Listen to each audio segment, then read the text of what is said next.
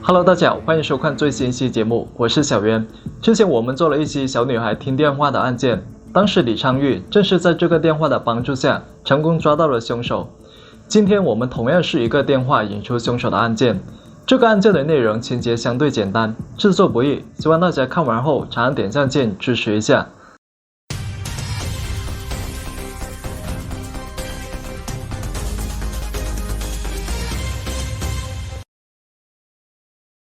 事情还得从美国的梅里特岛说起。梅里特岛位于佛罗里达州的东海岸，在这个小岛上有个浸会教堂，每当周末或者其他时间，总会有周边的居民来这里祷告。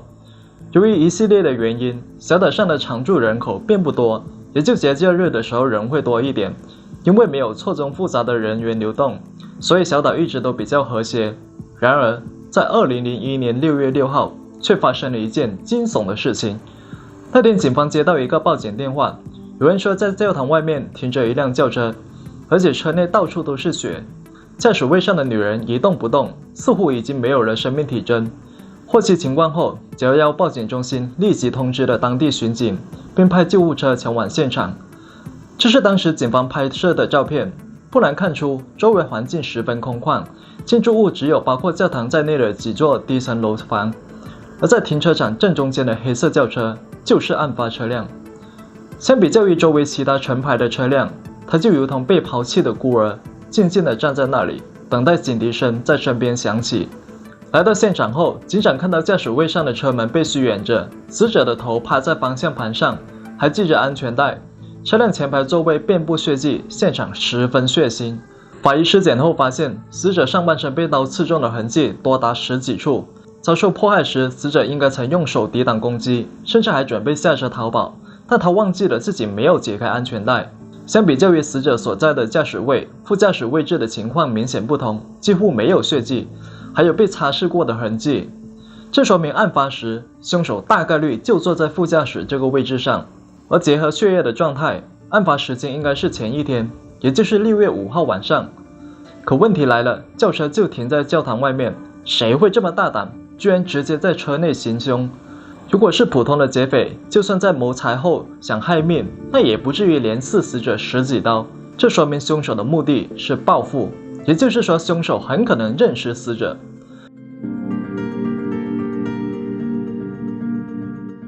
通过车牌信息，警长查到车主是当地的居民特雷西，36岁，是个单身母亲，独自抚养着一个17岁的女儿。调查后，警方了解到特雷西的女儿正处在青春期，非常叛逆，总是想和朋友在外面玩，时间观念极差。而这份叛逆原本是正常的事情，可偏偏遇到了想做个好妈妈的特雷西，所以几乎每2、3天，两个人就得大吵一架。接到报警后，警长来到特雷西家中，他们迎接的是特雷西的17岁女儿香奈儿。当时香奈儿刚化完妆，准备外出，看着突然来访的警长，她一脸疑惑。警长告诉她，有个不好的消息我得告诉你，我们在你母亲车里发现了一具尸体。香奈儿脸色变得非常不安，而交谈之际，警长问了一句，我们能到里面说吗？来到屋里后，警长扫视了一周，家里看起来挺正常，垃圾桶也没有什么红色的印记。他瞥了自己手下一眼，手下立马明白了用意，趁着警长和香奈儿交谈时，悄悄溜到了屋内其他地方，包括没关门的浴室和卧室，但都没有发现沾有血迹的衣物。警长告诉香奈儿，为了你的安全，我们暂时需要把你带回警局。来到警局后，警长审问了香奈儿，包括案发当晚的行踪，但他表示当晚自己很早就回家了。而确定香奈儿没有撒谎后，警长联系了特雷西的母亲，也就是香奈儿的祖母，以便安慰香奈儿，毕竟对他来说，这是人生中最糟糕的一天。案发时，特雷西依然是单身，没有谈新男友，和女儿平时最多也就是吵架。为了让家人过上好生活，特雷西同时打2、3份工，一份呢是在儿童寄养中心的社工，一份是餐厅的服务员。那矛盾会不会来自于餐厅呢？问了一圈之后，并不是。警长认为还是得把方向放在社工这块。根据香奈儿的回忆，案发当晚，母亲收到了工作单位的传呼，说自己要去医院看一下孩子。而警长来到了当地儿童寄养中心，也就是特雷西生前工作的地方。听到特雷西不幸遇害的消息，同事非常震惊，因为特雷西平时为人随和，工作非常积极认真，对中心的孩子也是非常关心，和别人也没有什么深仇大恨，怎么就突然遇刺身亡了呢？他们实在无法理解，更不用说给出嫌疑人是谁的猜测。另外，在案发当晚，他们并没有联系特雷西，值班人员也不是特雷西，那这就奇怪了，特雷西为何要去教堂？或者说，他和那个人见面的地点为何要选在停车场，还是在半夜的时间？除此之外，还有一些奇怪的事情。案发之后，特雷西的钱包和手机都不翼而飞，凶器也不知所踪。特雷西的档案资料记载着，他此前曾被一位少年多次投诉，这个少年名叫内特，是中心的一个寄养儿童。案发时即将被转移到另外一个寄养中心，负责人正是特雷西。早在很久之前，美国就针对各种儿童机构制定了福利政策，例如寄养中心可以获得特定额度的资金，以此资助儿童的学习和生活。可内特一直都没有收到申请单上的物品，包括电吉他和电脑等等。他怀疑是特雷西贪污了这笔钱，所以直接写信给管理局投诉特雷西。特雷西后来也的确收到了一份调查报告，整整43页。可案发时他有充足的不在场证明，所以凶手不可能是他。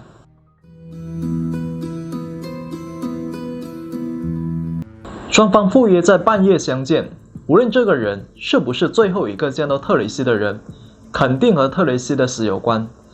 警方调取了特雷西的通话记录，发现有3个电话非常可疑，他们都是付费电话，其中2个从便利店打来，而便利店就在死者居住的区域。怀着期待的心情，警长和手下来到便利店，店主告诉他们，自己一共装了3个监控摄像头，一个对着收银台的位置，2个对着外面熟食店的方向，唯独没有对着电话机。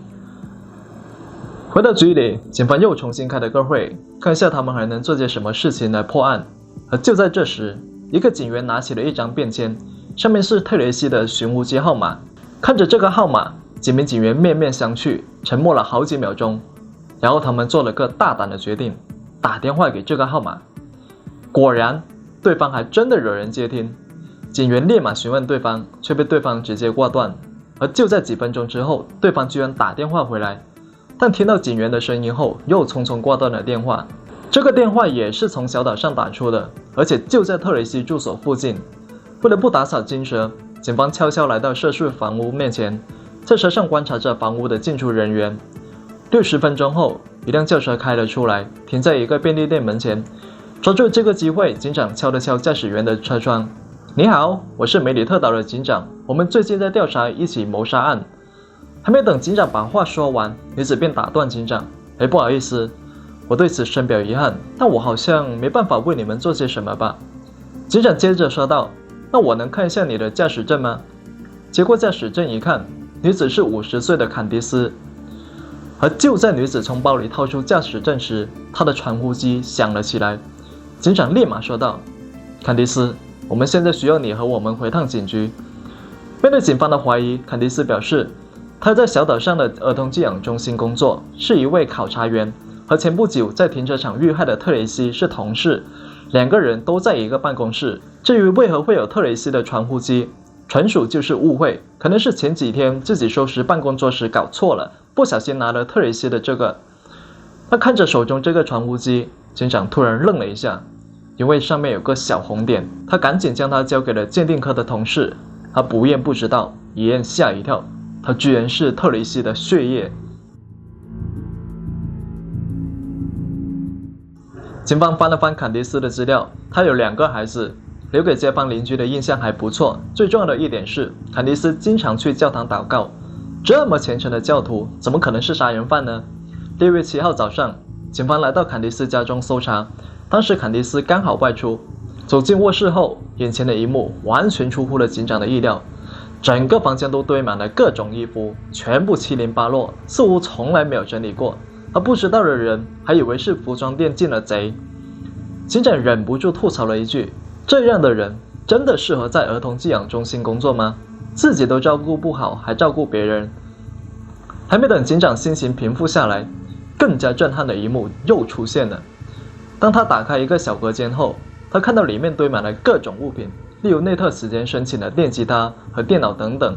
全部都是新的。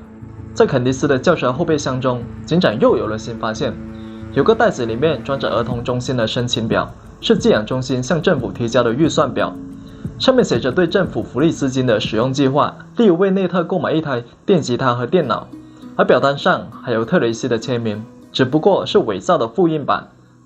调查到这里，警长对特雷西的死终于有了答案。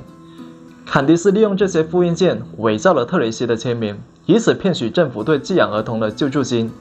前后加起来的金额一共有10多万，而这些钱全部都被坎迪斯一个人骗到了自己的口袋中。结合全部线索，警长还原了坎迪斯的作案过程。案发前，坎迪斯知道自己贪污的事情已经败露，所以通过公用电话致电特雷西，约他在教堂的停车场谈判。谈判过程中，坎迪斯想拉特雷西下水，希望他能帮忙处理客户档案。如果特雷西同意的话，两人可以平分这些钱财。可特雷西坚决不同意，因为作为单身母亲的她，深知一个完整的童年对孩子的重要性。如果连孩子的东西都要贪，那实在太没人性了。两个人的谈判就此破裂。一气之下的坎迪斯便掏出匕首，疯狂攻击特雷西。他觉得只要特雷西死了，那就有了个死无对证的替罪羊。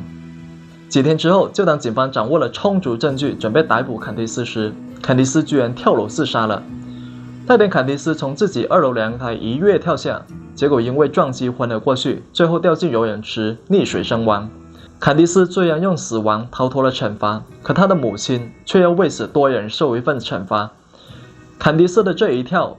向的并不是泳池，而是泳池下面的地狱。同样是死亡，特雷西却是被上帝叫到了天堂，继续关怀天堂的寄养儿童。对于小岛的警方来说，遇到坎迪斯这个女人，他们是幸运的，因为如果她没有重新打电话回来，那警方根本就没有办法确定特雷西传呼机的下落。如果没有这个电话，也许警方破案的时间可能就是3年，甚至是30年，或者永远。可另外一方面也是不幸的，因为这个恶魔带走了小岛上的一个天使。我是小渊，我们下期再见。